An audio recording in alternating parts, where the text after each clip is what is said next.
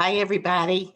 Welcome tonight, and welcome to your very last part of Nursing 202, and welcome to the last part of your last semester at Carolinas College of Health Sciences. I know that you are so excited. I'm excited for you all too. So let's get started on maybe answering some of your questions. We've never done this by Zoom before. Usually we're face-to-face. However, we do know that this is your spring break, so we wanted you to be able to get on at your own time, at your own pace, look at what I wanted to, the information I wanted to give you.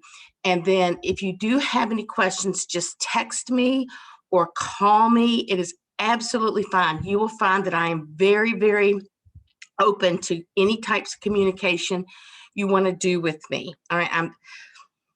I don't have any children. I really have very few other commitments. I am 100% committed to you all.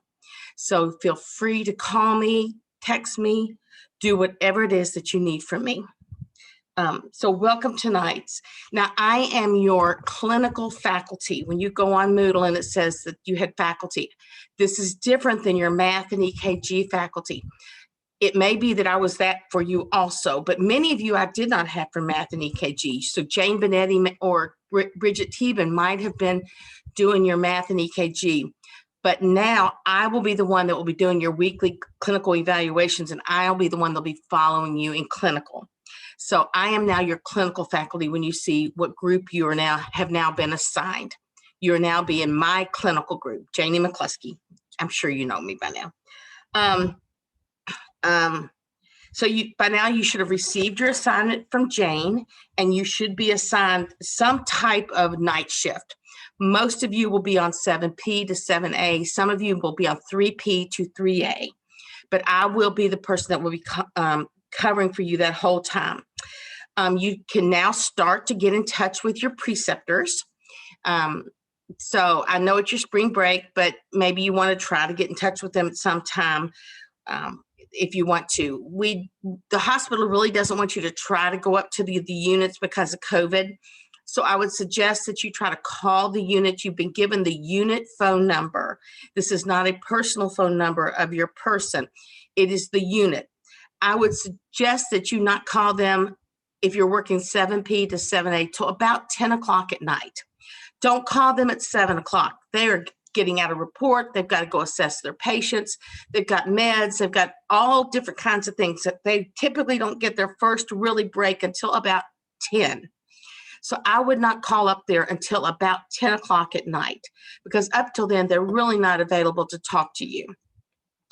If you call up there and they say that they're not working tonight, number one, make sure that you tell them who you are.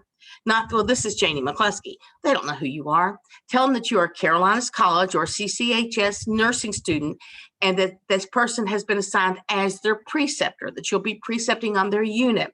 And could they possibly tell you the next day they will work? Are they able to look and see what that is? And or ask for the charge nurse, because the secretary may not know that, but the charge nurse may know the next day that they are working. So ask to speak to the charge nurse and say, or can I give you a phone number? Are you able to maybe, do you have their personal email? And could you maybe ask them to call me? Or can you maybe tell me the next day they're there would be a good day for me to contact them? And, some of them may give you phone numbers. I would say the vast majority will not give you their personal phone numbers. Some units do, most units do not. Some may give you their personal email address. Most do not. And so they may say, well, she's on Tuesday, or he's on next Wednesday. So you need to come back and get with them. If they say, just come on Wednesday, they're here on Wednesday, do not do that. Do not just show up. You need to have made some kind of contact with them first, because they are not expecting you. And say, my instructor said I really can't do that. I need to get in touch with them. Is there any way that you could call them and maybe have them call me so that I can come on Wednesday with them? Make sure that you've made a contact and not just show up with the preceptor. I'm sorry, I have some notes over here because I don't want to miss anything.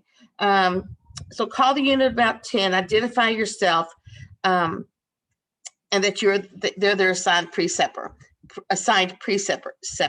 And when you do get with your preceptor, make sure that you give them your email address and your cell phone number, or a number where they can get in touch with you.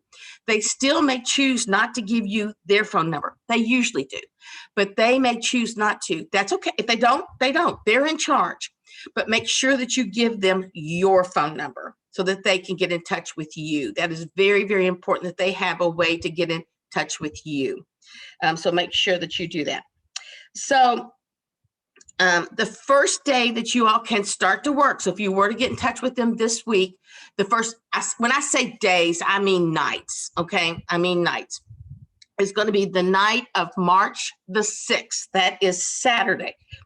You will go in at either 3 p.m. for those of you at 3 p.m. or 7 p.m. for those of you at 7 p.m. So that is the night of Saturday, ending on Sunday. You cannot go in on Friday.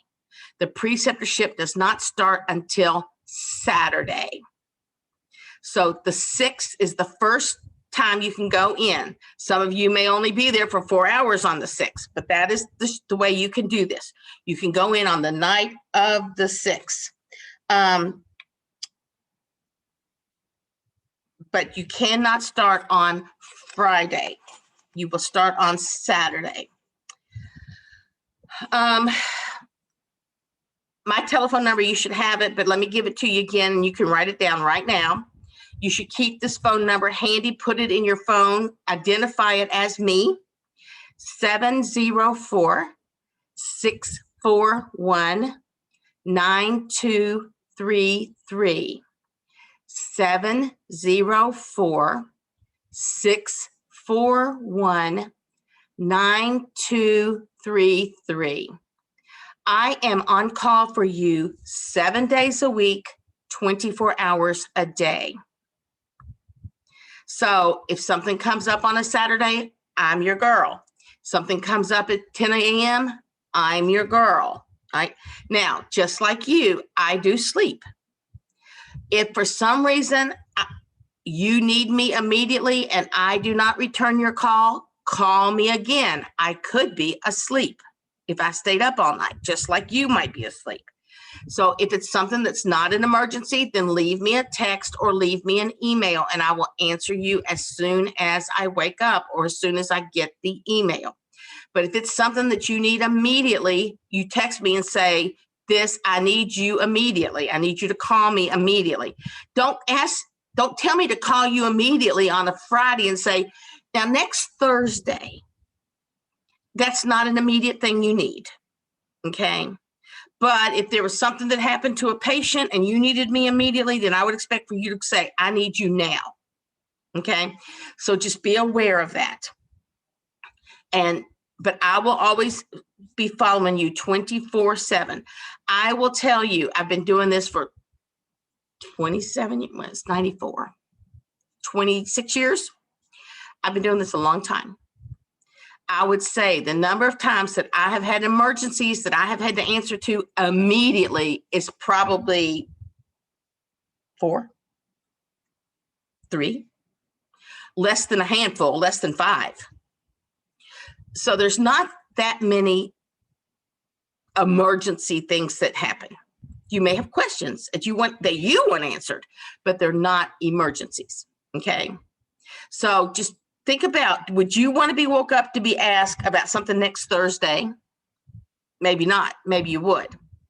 It's okay. I won't yell at you. Well, at least I don't think I will. Unless you're calling me every 10 minutes telling me it's an emergency. I might say, okay, we need to think about this, type of thing. If you do text or email, not email me, but if you do text me, tell me who you are. Because until I get your first text, I will probably put you in my contacts so that it pops up, hey, this is Susie Jones, and it'll tell me who you are after that. But the first time I'm going to write you back and say, who am I talking to? I don't know who you are. Tell me who you are first. And I would appreciate that. So that would be very, very helpful. By now, or close to now, Jane will have opened on the top of the Moodle page under clinical resources. She will open up what's called the focused client care, parentheses, preceptorship, close parentheses, folder.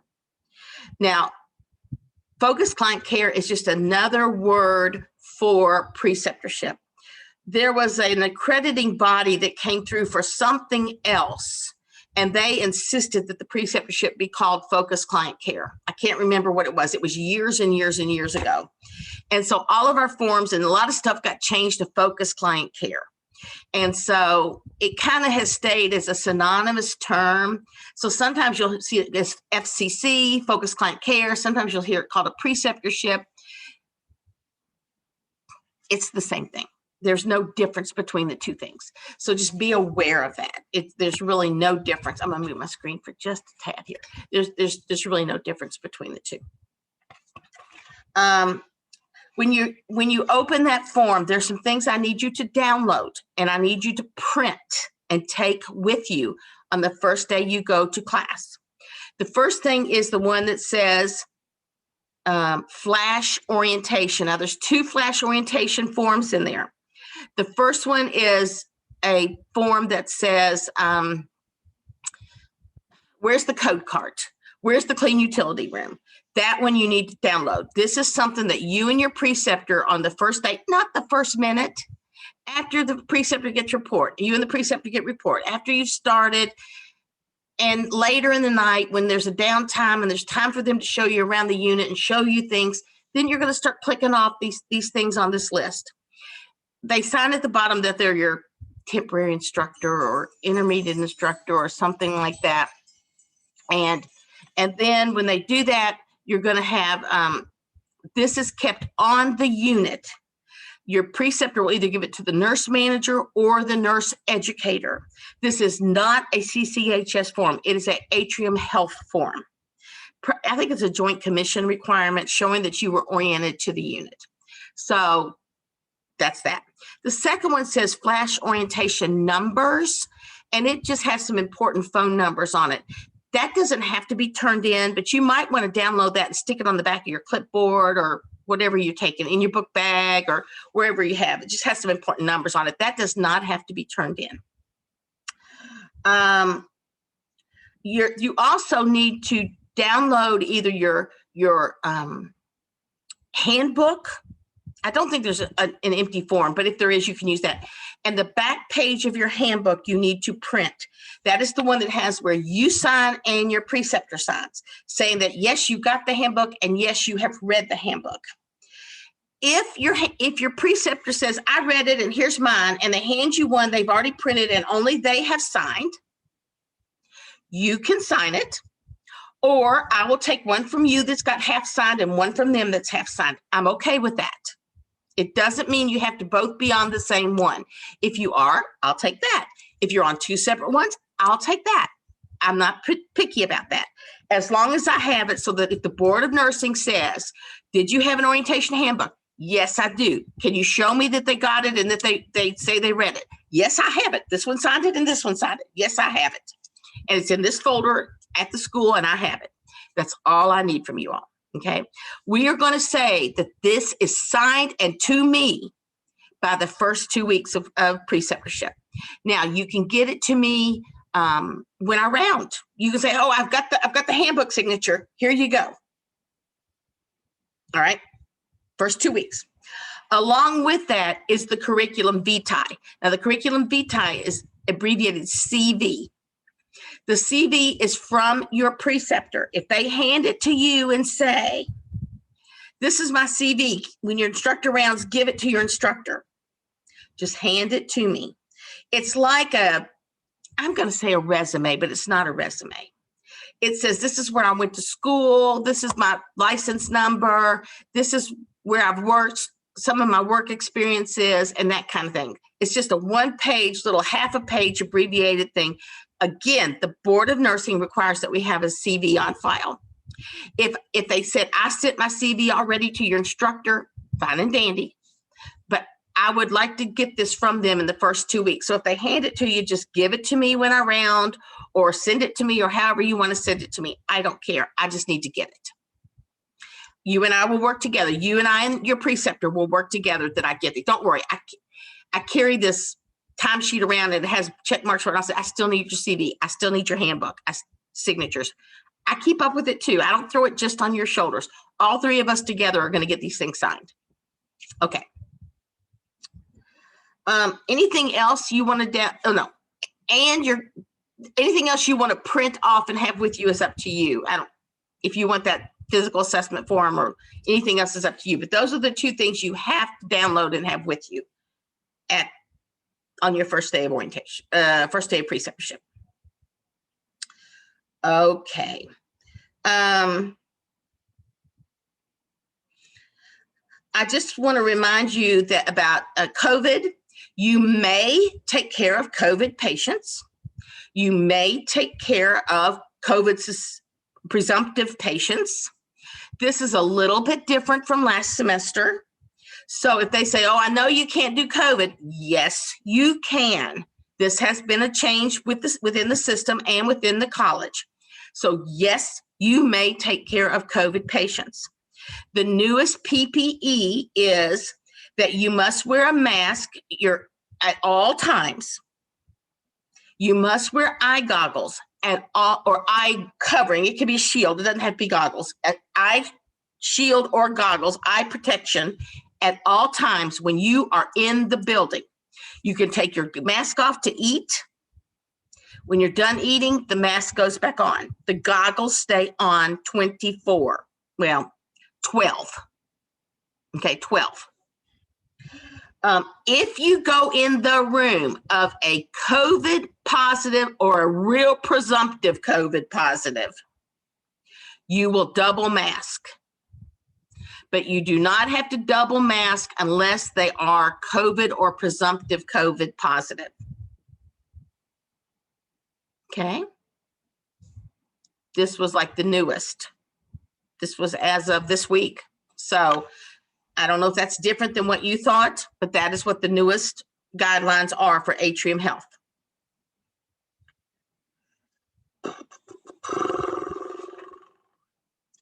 When you've got with your preceptor, whether it's by phone, by email, by person, however you're going to get with them, and you start to get your schedule, remember, you need to be a full shift.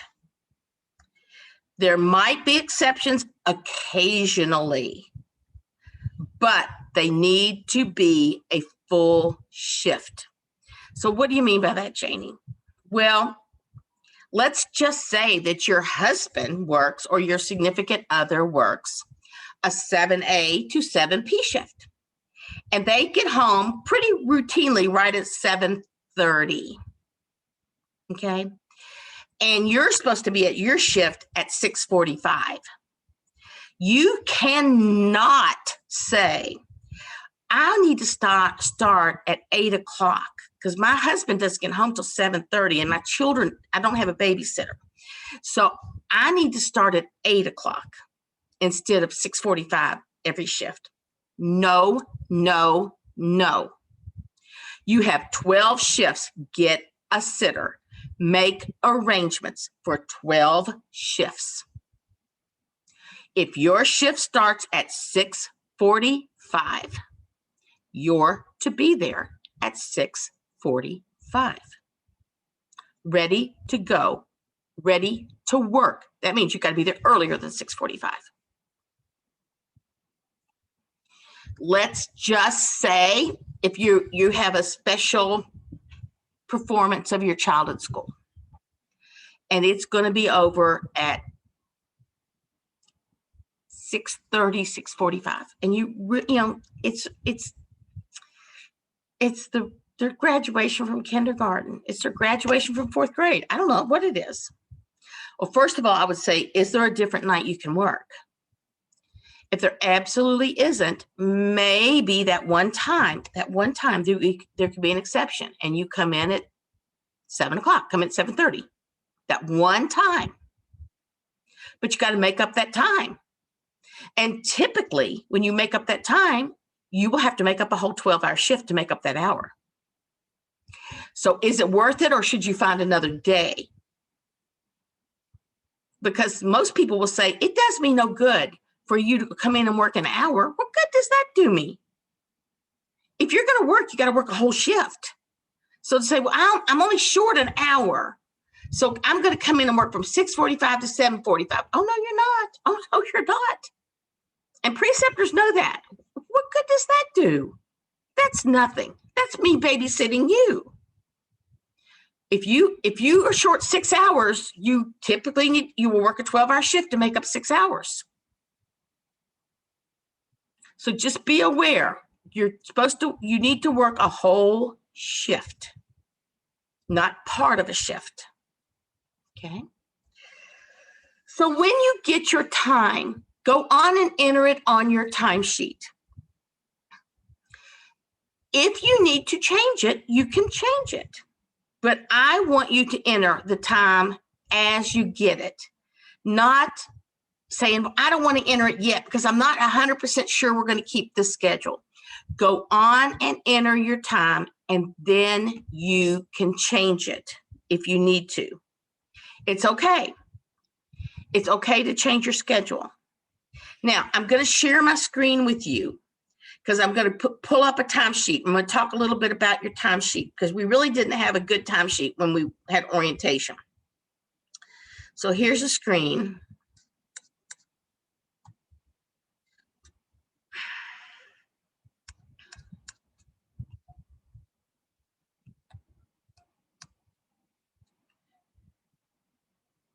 Man, I hope you are seeing I can't ask you if you can see it. So I sure do hope that you all are seeing this timesheet. And Mackenzie, I'm going to use you. I hope you don't mind. And I only use you because you're working 7P to 7A and you're the very first one. So I'm going to go on and use you as my demonstrator, my demonstrating spot on here. Now, I know that this started on the 25th because that's when we planned this first weekend, but obviously no one will have any time in that. So the first day you're going to be able to start is this Saturday right here. Okay. You know what? I'm gonna pull this. No, I want to stay on screen one. Never mind. I'm gonna share screen one. Never mind. I'm staying right here. So the first day is going to be this Saturday on March the 6th is going to be the first one. So if you're working, and Mackenzie happens to be working, okay, Mackenzie is going to come in here and say she is coming on at 7, not 7A, but she's going to come on at 7P.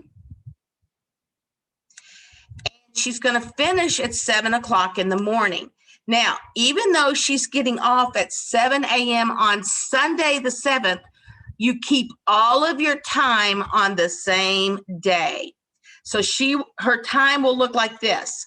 She's coming in at 1900 on Saturday and she's leaving at 7 a.m. 12 hours later. And her time will show that she had 12 hours booked for that day. And she has 144 hours required. She's scheduled 12 hours and now she needs 132 hours still. Now, let's say she's also working on Sunday and she sort of forgot what I told her to do. So she said, I'm going in at 7 p.m. and I'm leaving at 7 a.m. on Monday. She kind of forgot what she was doing here. Now, her hours, well, they come out okay, but if you don't have a whole sheet here, it'll give you the right hours, but I'm going to be saying, you're going to leave at 7 a.m. You're going to work 24 plus another. I mean, this isn't right. So make sure that you don't do that. If you say, oh, I screwed this up, just come in and just click on the box. Let's get off that box because you came off that box. Click on the box where you want to change it and just simply hit delete. And it goes away. Then come back here. No, I'm leaving at 7 a.m. here. And see now, this was a 12-hour shift. It should be a 12-hour shift. And now she's worked 24 hours for a total of 120 hours left to do. And then her preceptor works again on Wednesday. So she's going to go in and put 7 p.m., which is 1900. And she's going to get off at 7 a.m. here. And then her preceptor knows she's on Monday here. So she's going to go on and put here. Now, if she needs to change it, she can go back and change it. It's okay. I don't mind you changing it. I would rather you go on and put your time in all the way to the very end. All the way to the very end. Anytime you have some preceptors, you'll sit down the first day and you'll plot out all 12 shifts with them. Some people say, I only know my schedule this week. I only get a schedule week to week. Well, then you will only know your schedule week to week. Some of you will know for like 2 weeks. Some of you will know a 3-week schedule. Fill in your schedule as you know it.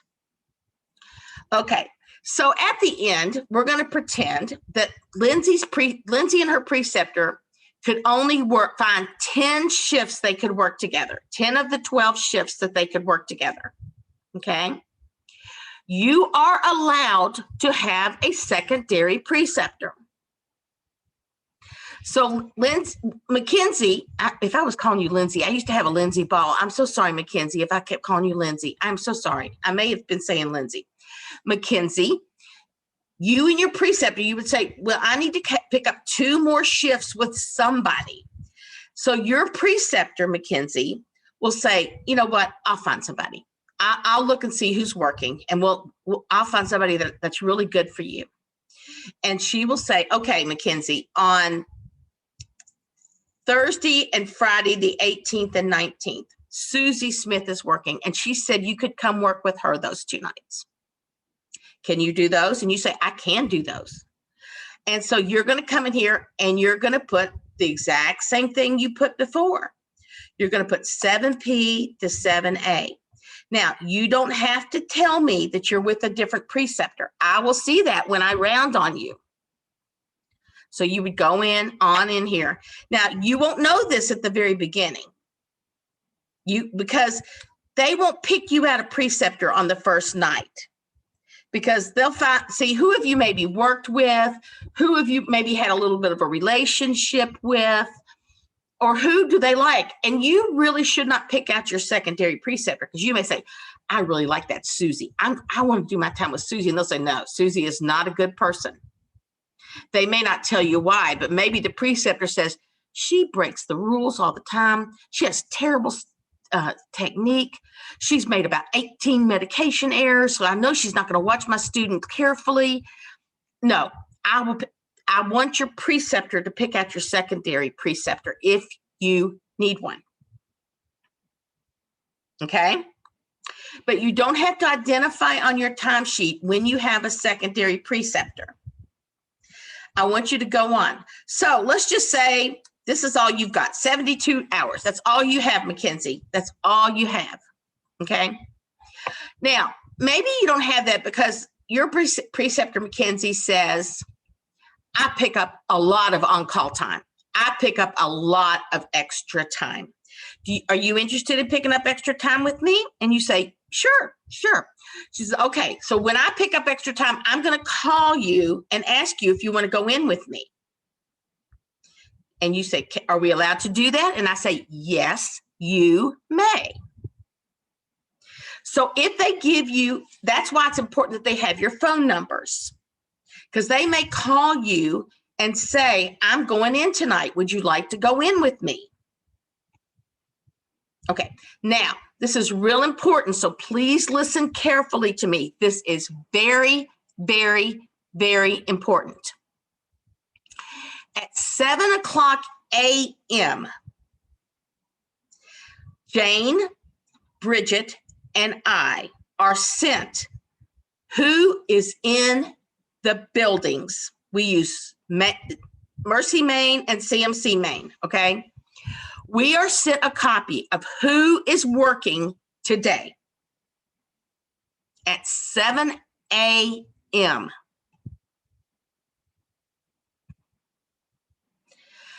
That is who we expect. So I expect on Saturday the 6th that Mackenzie Ball will be there at 7 o'clock tonight. I don't need to know anything if it doesn't change. If something happens and Mackenzie gets sick after 7 a.m., then Mackenzie needs to call me and say, Janie, I'm feeling terrible. I'm not going in.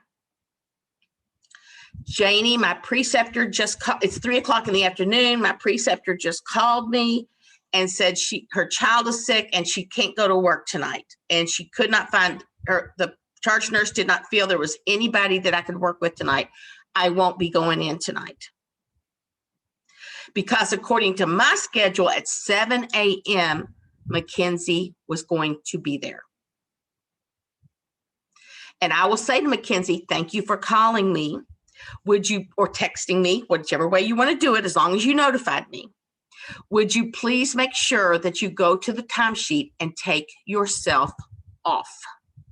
But remember that my original timesheet has her on there. Even if at 3 o'clock in the afternoon, she takes herself off, the one that I was sent at 7 a.m. had her on there.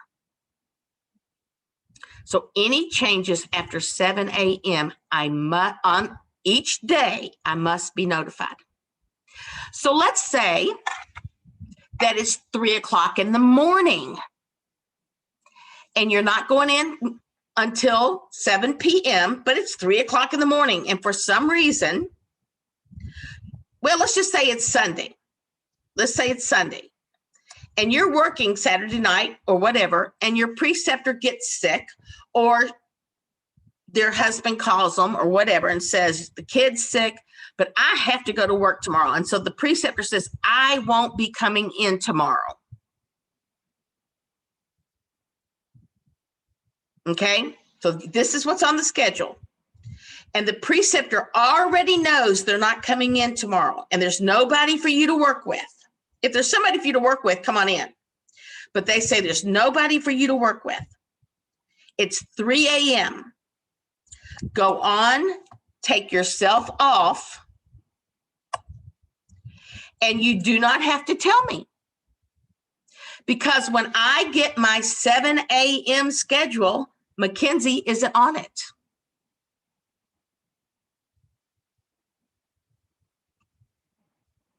But if she was on it at 7 a.m. and at 10 o'clock her preceptor calls her and says she's not going in, then Mackenzie would need to let me know.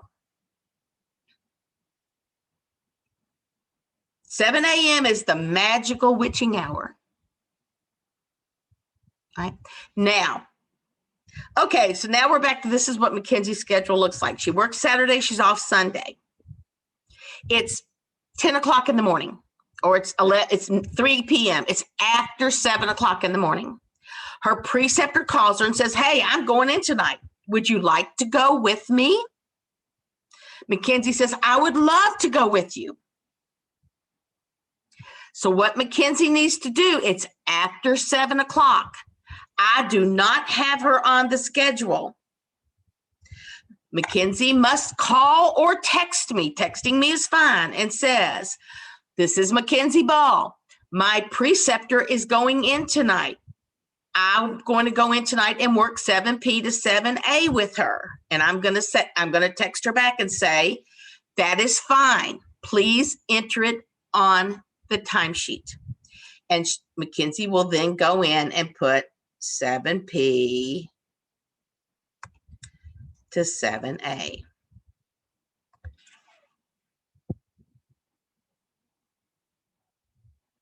If a preceptor says, you know what, we were supposed to work on the 10th, but now I'm going to be off the 10th, but I'm going to work on the 11th.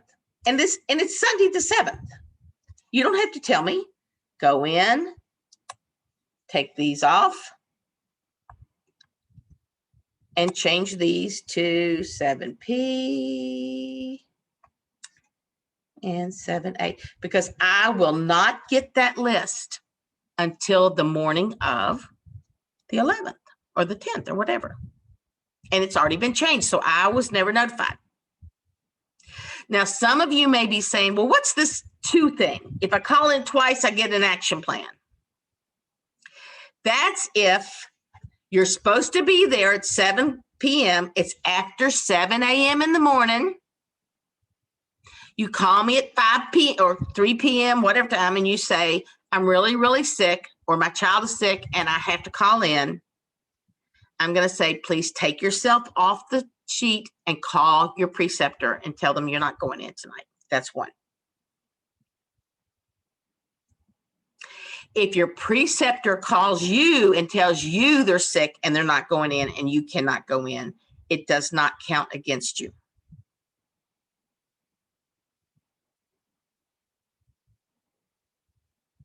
I hope I've explained it as well as I possibly can. It usually is not a problem. Since we put this in, it has not been a problem. I will tell you, it was put in because we would have students that would change pretty much every day they worked, and their preceptor would pretty much change their schedule, or they want to call them off and they say, you can't, no, I have a student tonight, don't call me off. And then at 5, 6 o'clock, the student would call in. And of course the unit would be highly pissed off, basically upset. Or the preceptors really wanted to be off on Saturday night, but they came in because of the student, and then the student not show up. And as I told y'all before, maybe Jane did, we had students whose jobs were rescinded because of changing their preceptorship hours so much. They just weren't dependable. And so they said, if you're not dependable during the preceptorship, you won't be dependable as an employee, and their jobs were rescinded. So we had to put some guidelines in place. We had to be the bad guys. That's all there was to it. And so but if it's a change because of your preceptor, it doesn't count against you.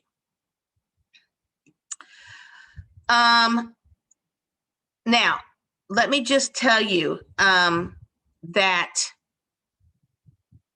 when I get that schedule at 7, that's the schedule that I pretty much have. If I don't hear from you. And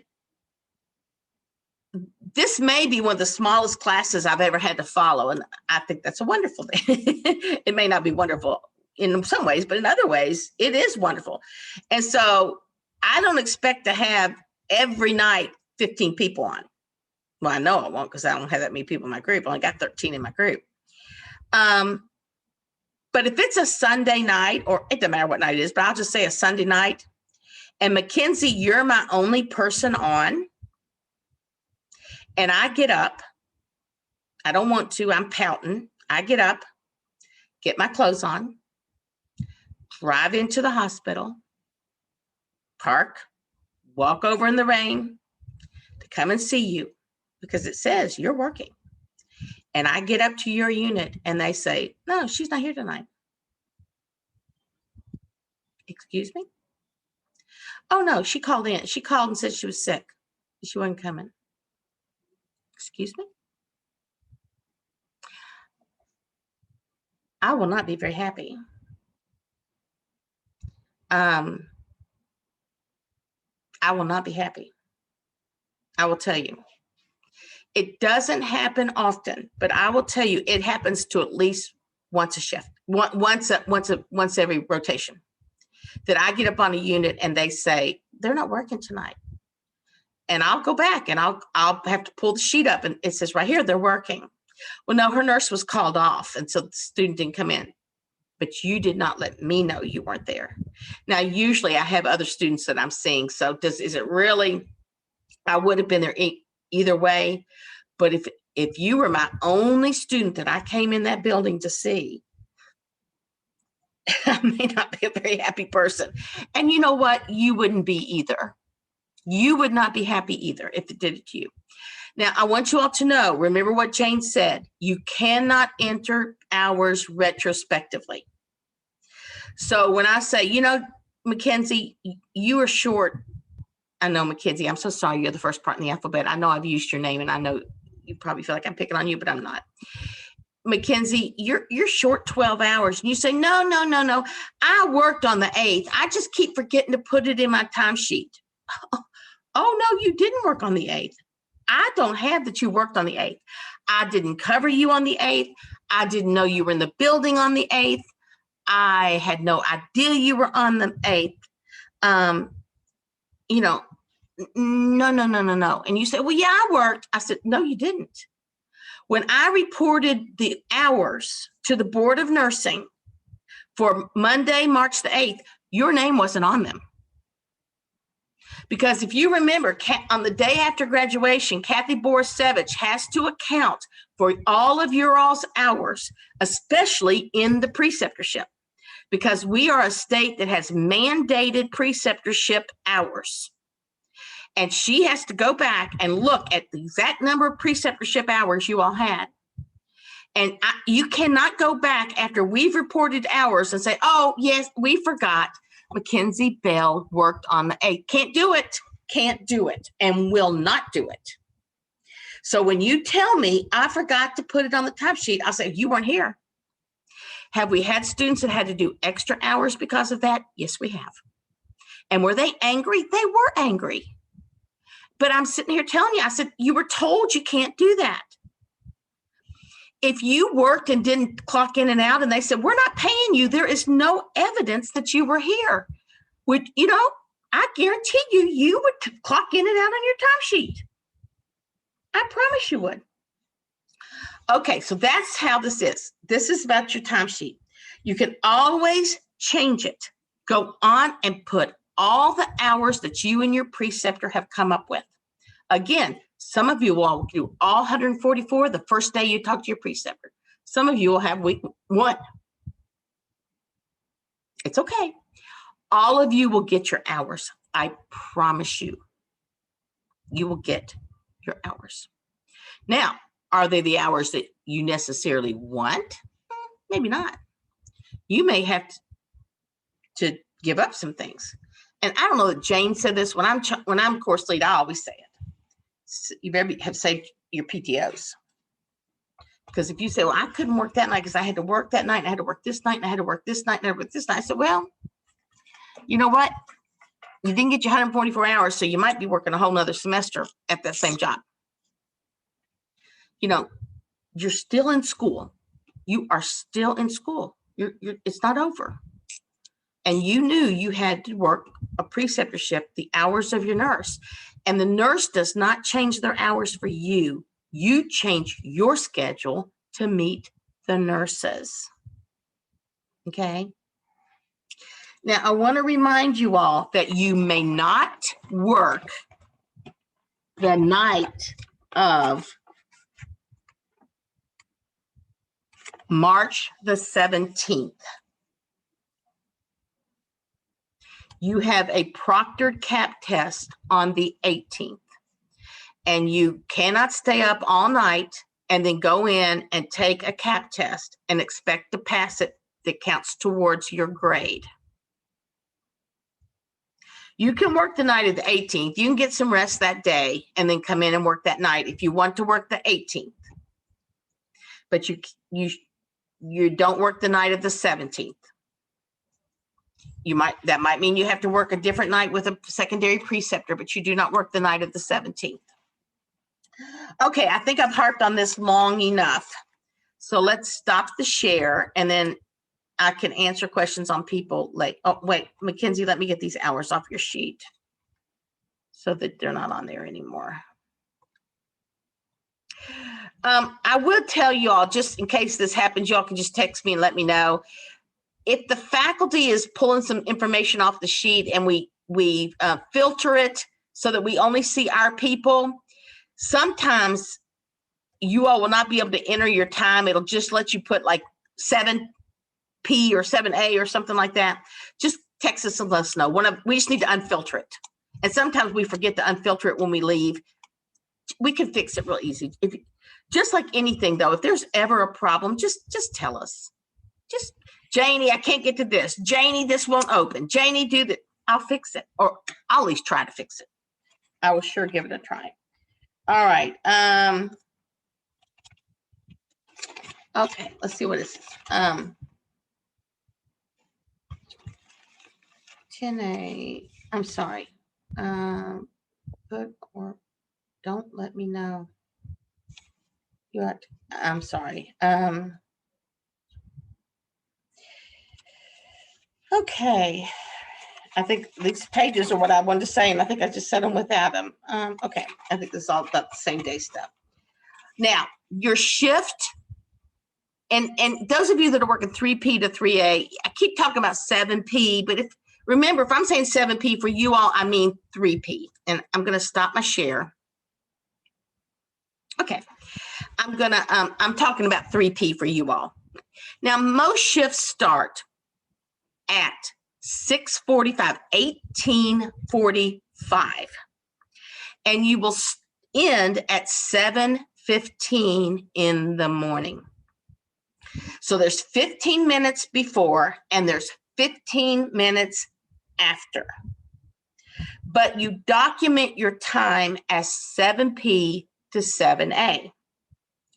The 15 minutes before and the 15 minutes after, that 30-minute time frame, is your lunch. Do you have to eat it then? No. But that 30 minutes does not count in your precepting time. So that's why it's not documented on your timesheet. Now, most people get a 45-minute lunch, but that's okay. We're only taking that 30 minutes off. Most people have breaks. You don't have to clock in and out for your breaks. Only that you came in at a quarter till and you left at a quarter after, and that is how your lunch is accounted for. And I remember Jane saying, and you don't get any lunch. I kept thinking, you get a lunch. You do get to take lunch. It just doesn't count in your time, in your 12-hour shift. Okay, you're actually there for 12 and a half hours, but it doesn't count into your shift. Now, if you leave at 20 after, it doesn't count. All right, but I guarantee you there will be days that you probably will leave at 10 after instead of a quarter after, or you didn't start until 10 till instead of a quarter till.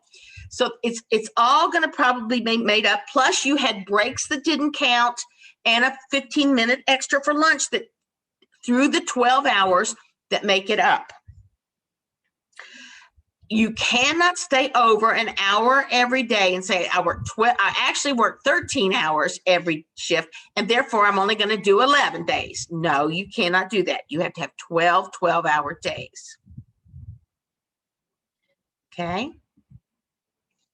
Can't do that. All right. If for some reason you actually have to stay over a significant amount of time, let's say you want to go to the OR with your patient, or you want to go see something in intervention radiology or something. You can't just stay. You would have to call your person and see if that's allowed or not. A lot of it has to do with how many people are working, because by law, we're only allowed so many people on at one time. I'm sorry, I have to have a drink. So we prefer that you're off at 7:15 in the morning. Okay.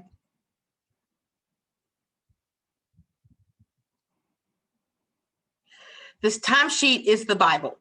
This is what we have to use for lots of different things. We have to use it for the Board of Nursing. We have to use it for the federal government. We have to use it for budget and money reimbursements for certain things. And I don't know, for my sanity, I don't know what else, but other things. It has to be right. I cannot stress, it cannot be wrong. It can't. You make sure it's right. Okay, all right, so you're ready to start. Your first day, you're going to go in there and be oriented to your unit. You're going to be scared to death. Don't be scared. We're your preceptor but your preceptor is not going to let you kill anybody. Okay, you may think, oh my God, they're not going to let you kill anybody. Many times on day one, they'll say, well, you and I are just going to work together today. And that's okay. Sometimes they'll say, here, you have your own patient today, and then you can help me with mine. So on day one, I really expect you to have maybe one patient. if they're one of our best students, they may say, you got 2 of your own, hang in there. But, most of the time they'll give you 1, or they'll say, well, just going to work together and kind of get the lay of the land together on day 1. I can accept that. Day 2, I want you to have your own patients on day 2. And now if you're in the ICU, I don't know. You have to think about that. I don't know. But you might not be quite ready. But if you're on the general floor, you should have at least, I would say on a 12-hour shift, you should have 2 patients on your own that you assess, that you give their meds, that you do their charting. Your preceptor may have to help you, but you should have 2 patients starting day 2. And I think that you should have 2 patients for the first week into the beginning of the second week. By week 4, week 5, by day 4 and 5, you should have 3 patients on your own. Starting on day 6, 7, 8, you should be taking somewhere between 4, 5, and 6 patients. And a lot of it has to do with how many days in a row have you been there. If you've been off for a week or off for 5 days, you're probably not ready. But if you've been there for 4 days in a row, you should be picking up another patient every single day. And if you're on a general med surg unit, depending on what is the typical patient load, you should be handling 5 patients at the end, 5 to 6 patients at the end. This is the opportunity. Now, I will tell you, I pay great attention to this. I pay a lot of attention to this. And at first, I don't think I can do this, Jenny. I don't know what I'm doing. I don't think I can do this. You can do it. You can do it. No, I just don't think I can. You can do this. I don't think I can. Day 2, I don't think I can do this. Day 3, I don't think I can do it. Day 4, I'm trying. I've got 2. I'm trying to do 3, but by the time it's day 6, day 7, they're like, I can do this. I finally caught on. I finally understand what I'm doing, Janie. And by the end, and I have to tell you, I've had students that I walk out there going, I'm not sure if they're going to get to do this. But, and at the end, they're just like, I'm amazed at how much I've picked up. You will be amazed at what you will do. You will be okay. I have all the confidence in the world in you.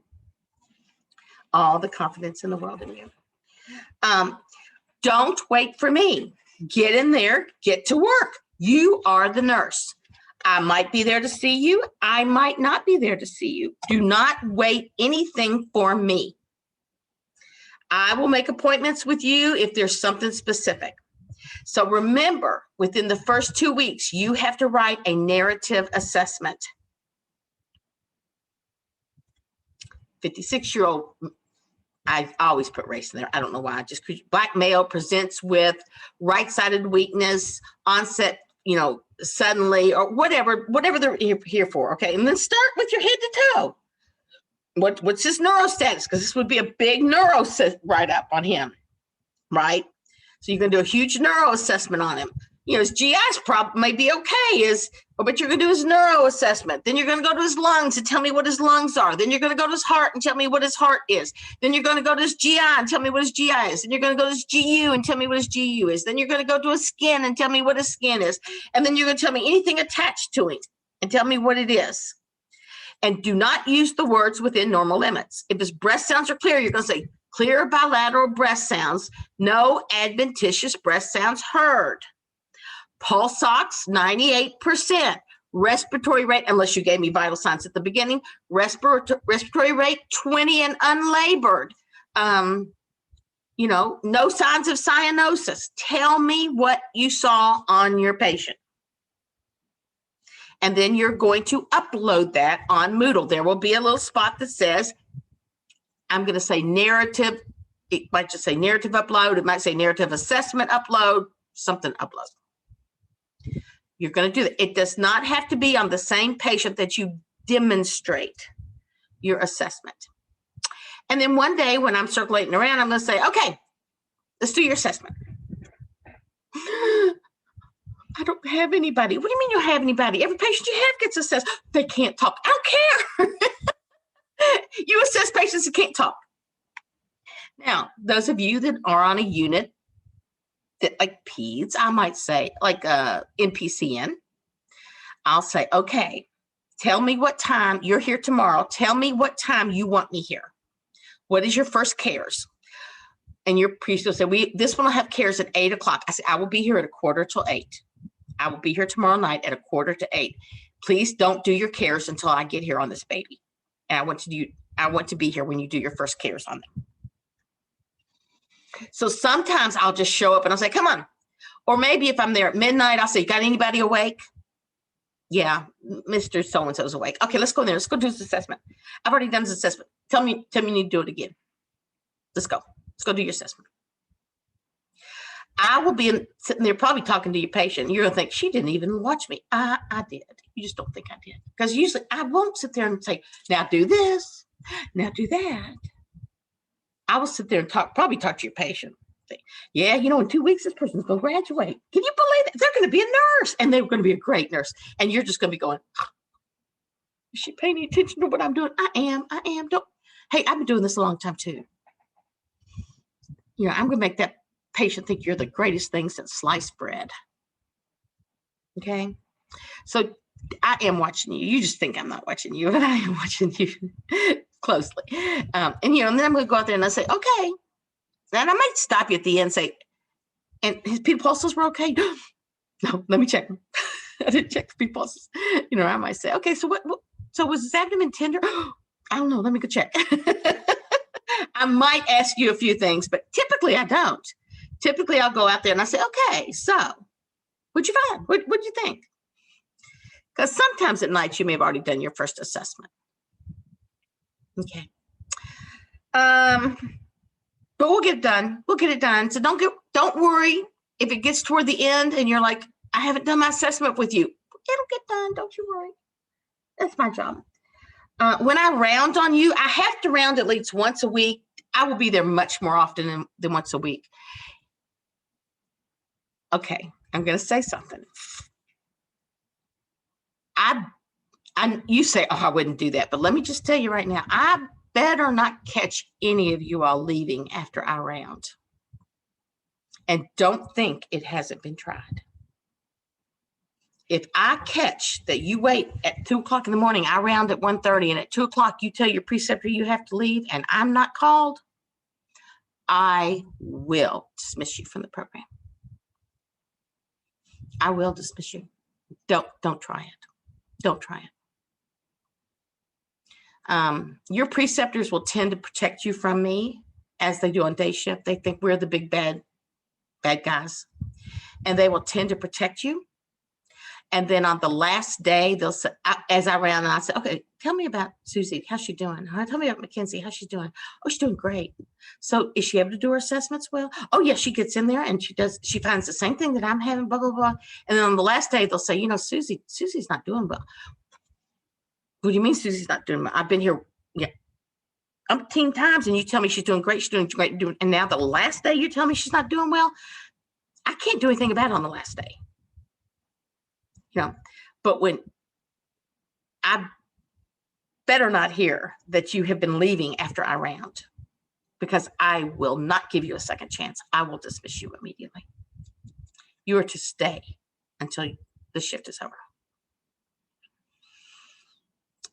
I had it happen fairly recently, and I wasn't told until the last day. Well, actually, I think I was told after it was almost over. And I don't want to, I wasn't a happy camper. Make sure you stay. When I round on you, I come all different times. I come all different times of the day and night. Usually it's in the earlier part of the shift, but it doesn't have to be. I come all different times of the day and night.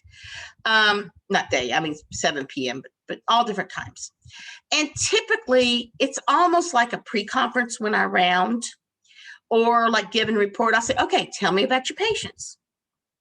And you'll say, in room 25, I got a guy, he's presenting with this, and this, and this. And, and I'll ask, okay, so what'd you find? What'd you do? Tell me what the biggest problem was with him. Tell me his highest priority. Tell me his highest nursing diagnosis. I will ask you questions. And if you don't know the answer, that's okay. I'll help you.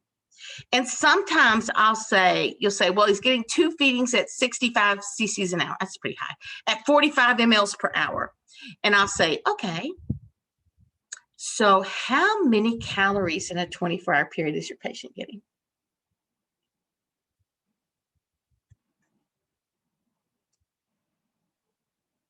I don't know.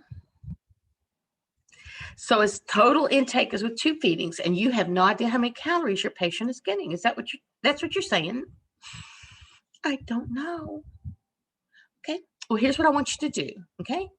I want you to figure out how many calories this patient is getting in a 24-hour period. And I want it in your weekly evaluation, please. You can tell me that in your weekly evaluation. Okay. And I guarantee you the next time I come and you have a patient on 2 feedings and you'll say, and his 2 feedings are going at such and such, it delivers 1.5 calories per ml and getting this many mLs per hour over a 24-hour period. They're getting this many calories in a 24-hour period. Now, is that enough? Well, no, 2,000 is the recommended calories, so they're only getting 800 calories in a 24-hour period. So what does that say to you? What do you know about that? What does that mean to you? So those are the kinds of things I'm going to ask you. If you say, I don't know, I'll say, okay, find it out and put it in your write-up. Or next time I come, we can talk about it.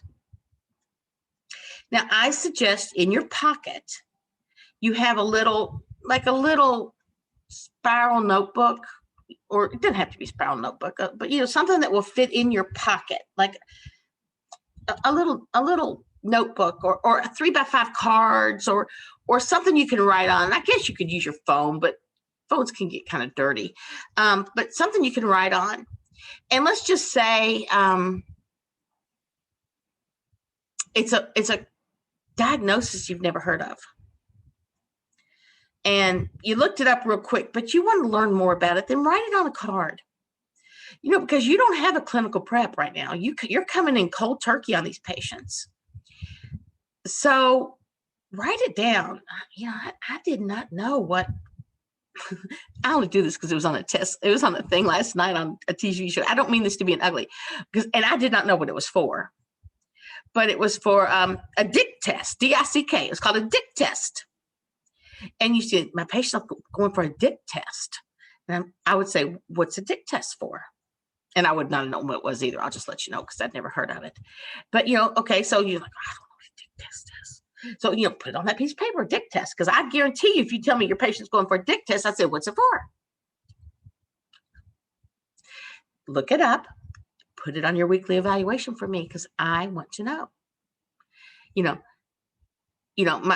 My patient's on a SAS score. What is a SAS score for? And what are you looking for? I don't know. How can you do a SAS score if you don't know what it is? How can you do that? So I may ask you questions like that. Okay. I won't write you hard. Don't be scared of me. I'm there to help you learn. I'm not there to be mean to you. I'm not mean. I'm actually very nice. I'm not mean at all. You might be scared of me. Don't be scared of me. We can work together on this. You probably will have given meds before I get there most of the time, unless you're giving midnight meds when I'm around. So I may say, pull your MAR up. I want to see the meds you gave. Okay. And so you'll pull your meds up and I'll say, okay, well, so you gave this med. What was it for? Tell me these meds you gave. Let's run down your meds and you tell me what they were for. Why was your patient getting these meds? So what is this med? And you say, I don't know what that med's for. Wait a minute. You gave this med and you don't know why your patient was getting that med? What's the med for? I don't know. What kind of med is it? I don't know. Wait a minute. You never give a med you don't know what it is, and you never get a med you don't know what it's for. Are you sure it's a safe dose? Was it a good dose? Was it something you were supposed to check a vital sign before you gave it? Was it something you had to check a lab value before you gave it? Did you have to check a chemistry level before you gave it? What do you mean you gave this drug and you didn't know what it was for? You can't do that. That is a violation of a safety precaution. That's a bad one. That's a bad one. You never give a med that you don't know what it's for. You don't know what it is and you don't know what it's for. You don't do it. That is a cardinal rule of nursing. You learned it in 101. Therefore, that was bad. That's probably a needs improvement right there. You can say, well, I looked it up and this is what it said, Janie. I can read it to you. And, and my patient has this, so we felt like it was right or whatever. So, you say, well, they were on this antihypertensive. Okay, what was their blood pressure? And it's okay. You say, well, I don't know, but I remember it was normal. Okay, I can live with that. I can live with that. Or you might say, oh, I've got my sheet. It was 116/40. Okay. What's the heart rate? Yeah. That lets me know you looked it up and you knew the stuff before you gave the med, even though the med has already been given. Okay. Your preceptor does not have to be in the room with you when you give your meds. Now, at first, they probably will to make sure that they are comfortable with you following the safety precautions. There is no med carts anymore. There are no med carts anymore.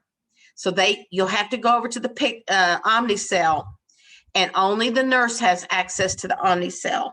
So you're gonna go over there with them, and they're gonna pull up the meds for the patient and give you their meds. Then you'll take them to the to the computer, and you'll scan them and give them from there. But the meds are now in the Omnicell, and the nurse will have to access the Omnicell to give them to you. An RN must witness you giving all IV push meds. Once they're comfortable with piggybacks, you don't have to necessarily have somebody with you with piggybacks, but probably they'll want to check behind you at first. But all the way to the end, there has to be somebody with you when you give an IV push med. ED people, I'm telling you now, they'll say, oh, go on and do it. Just say, no, I need you to be in there with me. It's a law. It's a rule that has to be followed. Remember, you cannot administer blood. Cannot. You can help monitor the patient. Watch the nurse give it. Be in there with them. But you cannot give it. Okay. So I will ask you questions when I round on you. I'm usually with each person, not on day one. On day one, I'll ask you preceptor if they have any questions. And I know you're just orienting. I walk through pretty quick on day one. But I'm usually with you about 30 minutes to 45 minutes, maybe an hour with each person. Maybe. If I saw you the night before, I'm not with you too much on the next night. I got the same people. What's the change? What's going on with them? That kind of thing. Okay, weekly evaluations. Your weekly eval is in that same Focus Client Care Experience folder. So you're going to download it. You're going to type on it. You will then upload it each week. Now, this should be nothing new than what you've always done. It is a Word document. So please use Word. Okay? And it's supposed to work for Word. If you're using WordPad or something, that's a little hard. They don't do very well on those. But it is a Word document. You're supposed to have Word. If you have a problem, you might talk to Jared or Chris Davenport and see it. I think there's free Word that you can download through the school. They can help you with that. Now, they are due every Monday. And it covers through Sunday shift. So that means if you work Sunday night, you don't get off until Monday morning at 7 a.m. Because we do nights, your evals are due at 7 p.m., not 7 a.m. You are due at 7 p.m. on Mondays, and it covers through Sunday's shift. Okay, if you have questions about that. Now, if you work Sunday night, I don't want you setting an alarm to wake up to do your evaluation. If you work Sunday night and you don't get to it until later after 7, I will allow you to continue after 7 on Monday if you worked on Sunday night. If you did not work Sunday night, your evaluation is due by 7 p.m. on Monday. So I will start with all of you that did not work Sunday nights, and I will grade your alls first. And then I want the other people's I expect to have it by Tuesday morning at the latest, if you worked Sunday night. And I know when you worked. Okay. So I don't want you to set an alarm to wake up. I want you to get your sleep. So I will start on other people's. If you all are off the weekend and you get it done, go on and upload it for me.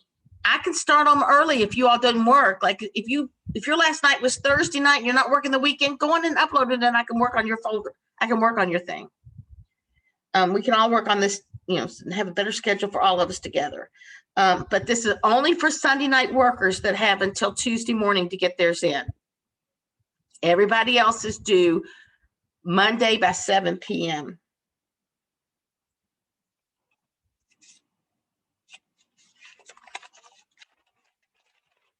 Oh, I'm at the end of my papers. The papers are over. So I am looking forward to it. I'm looking forward to seeing you all. I don't want y'all to be scared. You will be amazed at how wonderful this is going to be. Now, are all of you going to love your preceptors? The answer is no. You will not love your preceptors. Most of you will think your preceptors are great. Some of you will say, this person is the meanest old biddy I ever worked with in my life. Chances are you will not change from your preceptor, even if you cannot stand them. You will stay with your preceptor. And I'll say, I understand that. So what did you learn? You learned that when you are a preceptor, you will not treat people like that you were treated. You'll be nicer to them, whether it's verbally or non-verbally. You're not going to roll your eyes at them and, give them that type of thing, because you know what it felt like. A lot of our preceptors are our old grads, but in my entire career, I've only changed one student from their preceptor. One. I think Jane's changed one. I don't know. Bridge probably hasn't. So that'll tell you how many never leave their preceptors. Even if they didn't like them, we didn't leave them. You got to learn how to work with people you don't care for. Most of you will love your preceptors. Love them, love them, love them. You just say, you know what? I'm not going to be like this person. They made me feel bad. And there's going to be people you work with that you don't like, but you have to work with them. You also have to realize that I